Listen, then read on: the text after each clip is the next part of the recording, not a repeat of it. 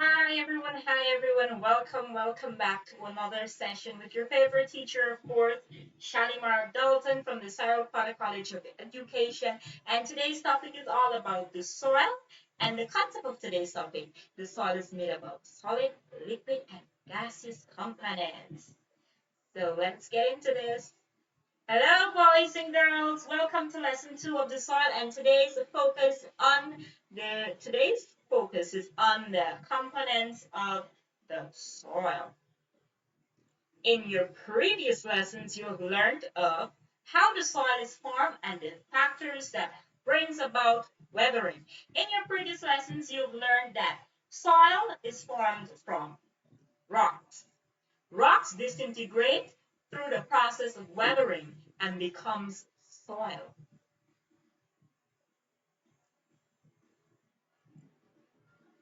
And at the end of today's lesson, you would list the components of the soil as well as identify each component based on the role or the function or the words they put into the soil.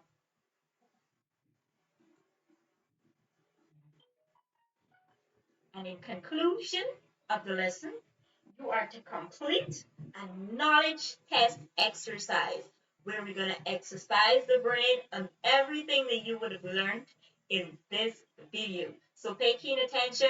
Here we go into the root and the meat of this lesson. Basic components of the soil. When we think of basic components of the soil, we should think of what makes up the soil. Yes, we have learned in our previous lesson, and we would have used a model of the salt profile to explain what exactly we have learned. Okay? And we would have learned that the soil is made up of rocks. Big boulders and mountains of rocks just disintegrate and broke down through the process of weathering and the four factors that contribute to weathering. They just break up the soil and there break up the rocks and there we have soil, rainy soil. But is it only rocks that makes up the soil? When we spoke about our soil profile in our previous lesson, did we learn that it's only rocks? Think about. The soil is made of rocks and it gives so much life to everything around it, and that includes plants. It's so unique. What else does it contain that gives it so much life?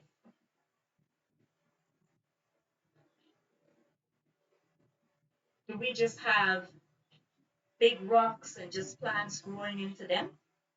There should be some sort of a nutrients being provided. How is that happening?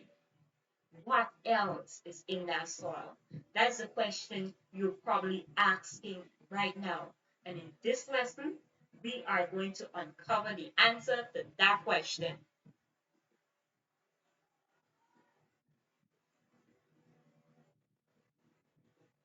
The soil is made up of four different components.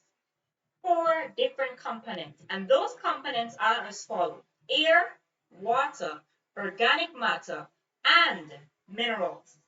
Minerals is the majority. Here I have a sample of soil. Here we have a sample of soil.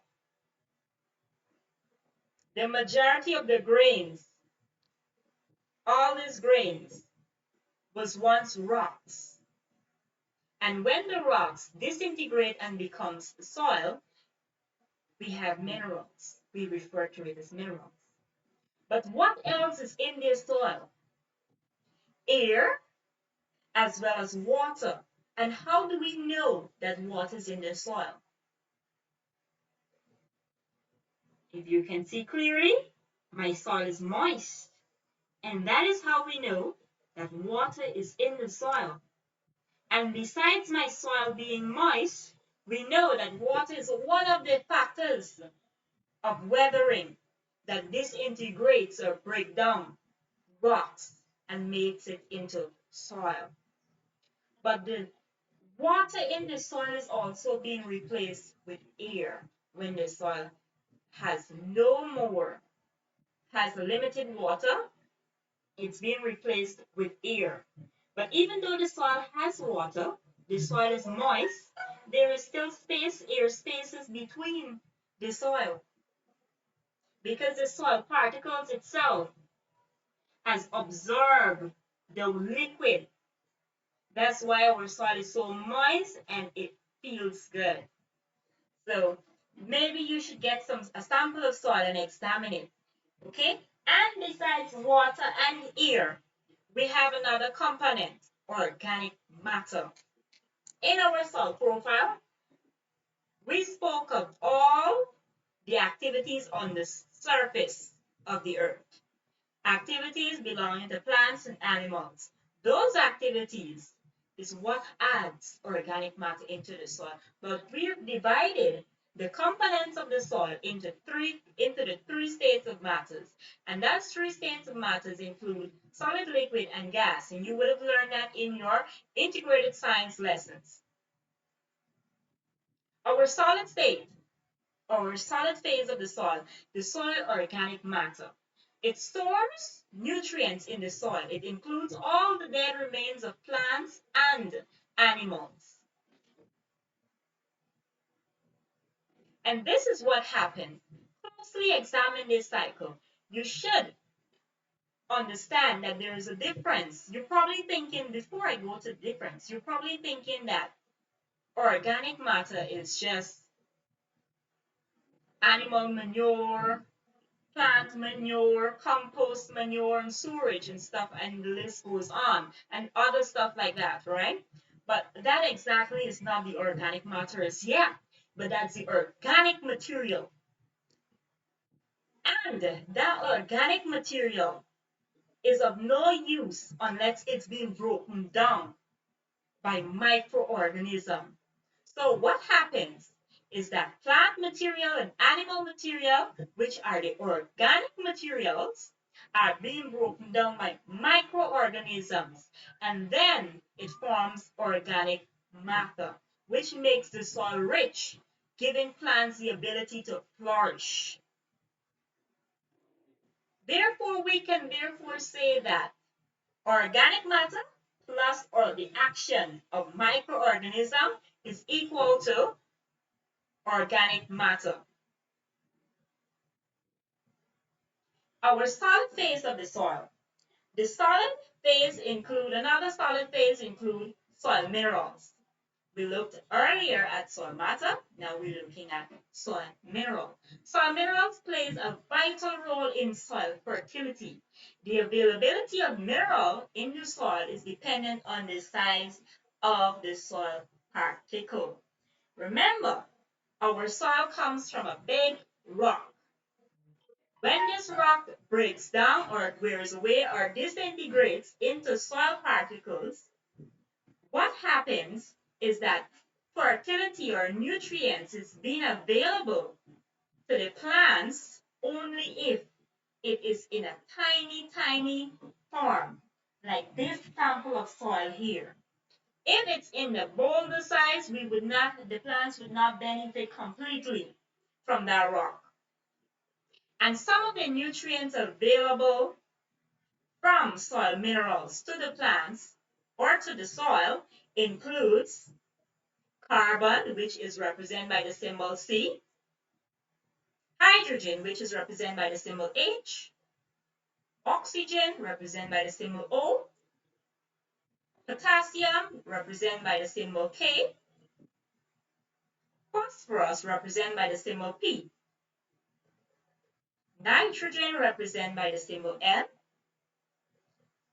calcium, represented by the symbol Ca, and magnesium, represented by the symbol Mg.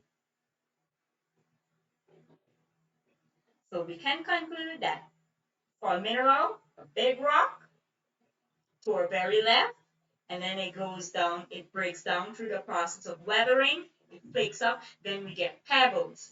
And that pebbles further is being further broken down into soil. So the more our soil is being broken down, it's the more minerals being added into the soil, or there's more minerals being available as the rock breaks down. So it breaks from our very to our very right. Okay, soil water and soil air, the liquid and gaseous components of the soil. Soil water includes Soil water provides a pool of dissolved nutrients that are readily available for plant uptake. Therefore, it is important to maintain proper levels of soil moisture. Soil air, on the other hand, is needed by many of the microorganisms that works and perform all sort of the duties in the soil. That release plants nutrients to the soil. An appropriate balance between soil air and soil water must be maintained. Soil air is being displaced by soil water. When there is no more, when there is, where there is soil water, there is soil air. Because between the tiny particles of the soil, we have soil air being available there. We have soil air being available there. And the plant roots, on the other hand, observes the nutrients and the minerals available in the water, and it takes it up, and that's what makes it flourish and blossom the way we want it to. And the availability of the minerals within the soil depends on the amount of soil air and soil water there. In a sandy soil, the particles are so large. In that way, you would find that there is not enough water to dissolve the minerals around the soil or in the soil particles. In the loam, it's a bit 1-1, but in clay, nutrients are richly available because it holds and the soil becomes saturated with the water. It holds the water, so moisture is being maintained. Okay, so here we have an exercise where you can test your knowledge and know how much you know. Okay? This is a word scramble exercise. You are to pick out letters from each red blocks there. Pick out your letters and make words to answer the questions completely. You can go right ahead and pause the video if you need to complete this exercise.